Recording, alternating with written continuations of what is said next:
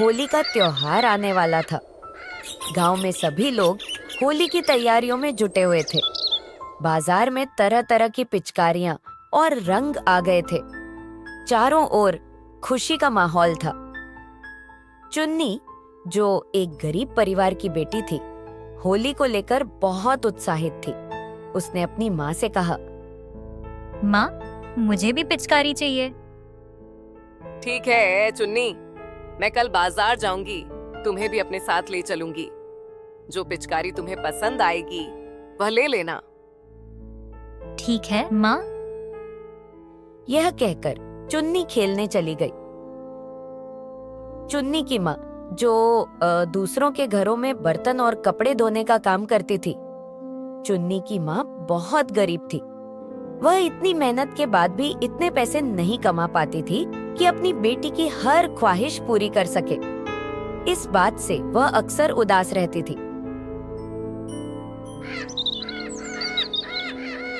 चुन्नी बहुत खुश थी क्योंकि आज उसकी माँ उसे एक नई पिचकारी दिलाने वाली थी। बेटा, मेरे पास बहुत कम पैसे हैं।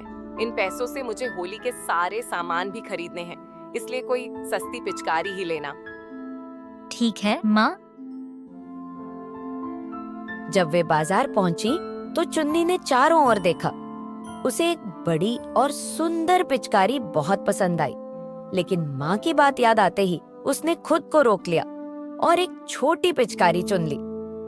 मन ही मन यह सोचते हुए, मुझे तो यह पिचकारी बिल्कुल भी पसंद नहीं है। काश मैं बड़ी वाली पिचकारी खरीद पाती। चुन्नी और उसकी माँ घर की ओर चल पड़ी। रास्ते में उन्हें एक बूढ़ी औरत दिखी जो भारी टोकरी उठाए हुए थी। अरे बेटी, जरा मेरी मदद कर दो। यह सामान मेरे सिर पर रखवा दो। जी माँ जी, अभी रख देती हूँ। लेकिन आप ये पिचकारियाँ और इतना सामान लेकर कहाँ जा रही हैं? बेटी, ये सब पिचकारियाँ मैंने अपने हाथों से बनाई हैं। इन्हें बेचकर कुछ पैसे आ जाएंगे, जिससे हमारे खाने का इंतजाम हो जाएगा। ठीक है माँ जी, मैं आपकी मदद करती हूँ। चुन्नी की माँ ने उनकी टोकरी उनके सिर पर रखवा दी। धन्यवाद बेटी। यह लो, मेरी तरफ से यह पिचकारी। यह तुम्हारे बहुत काम आएगी। चुन्नी की माँ सोच में पड़ गई। भला एक पिचकारी हमारी क्या मदद कर सकती है? लेकिन उन्होंने उस बात को ज्यादा ध्यान नहीं दिया और घर लौट आई। गांव में होली की धूम थी। सभी बच्चे अपनी अपनी पिचकारियों के साथ रंग खेल रहे थे। होली के लिए चुन्नी की माँ ने बहुत सारे पकवान बना लिए थे। चुन्नी को वह पिचकारी बहुत पसंद आई जो बूढ़ी दादी ने उसे दी थी। देखो, मेरे पास भी पिचकारी है। देखो, मेरी नई पिचकारी कितनी सुंदर है। सभी बच्चों ने मिलकर खूब होली खेली और त्योहार धूमधाम से मनाया। चुन्नी की माँ ने देखा कि गांव के सभी लोगों के हाथों पर रंगों के दाग रह गए थे, लेकिन चुन्नी के हाथ बिल्कुल साफ थे।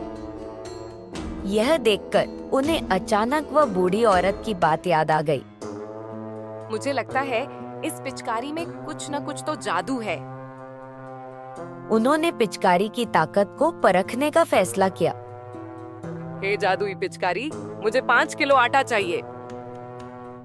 जैसे ही उन्होंने यह कहा, पिचकारी चमक उठी और अचानक उनके सामने आटे का एक पैकेट आ गिरा। इसके बाद उन्होंने पिचकारी से जो भी मांगा वह मिल जाता था। गांव में यह खबर फैल गई कि चुन्नी और उसकी माँ के पास एक जादुई पिचकारी है। गांव के एक लालची आदमी रघु ने यह सुनकर उसे चुराने की योजना बनाई। रात के अंधेरे में रघु चुन्नी के घर में चोरी करने घुसा और पिचकारी चुरा ली। लेकिन जैसे ही उसने पिचकारी से सोना मांगा, अचानक पिचकारी से काला धुआं निकला और पूरा घर अंधेरे से भर गया। तभी वही बूढ़ी दादी प्रकट हुई। रघु, यह पिचकारी सिर्फ अच्छे लोगों की मदद करती है, लालची और बेईमान लोगों की नहीं। रघु डर के मारे कांपने लगा। तभी पिचकारी हवा में उठी और अपने आप चुन्नी के घर वापस चली गई। गांव वाले इकट्ठा हो गए। रघु ने सबको अपनी चोरी के बारे में बता दिया। चुन्नी की माँ ने पिचकारी से कहा, हे जादुई पिचकारी, रघु को माफ कर दो। रघु ने माफी मांगी और गांव के गरीबों की मदद करने लगा।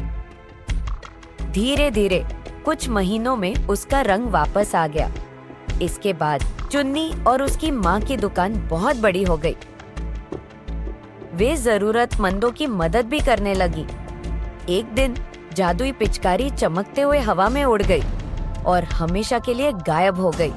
लेकिन अब चुन्नी और उसकी माँ को इसकी जरूरत नहीं थी, क्योंकि उन्होंने समझ लिया था कि असली जादू मेहनत, ईमानदारी और अच्छे कर्मों में होता है।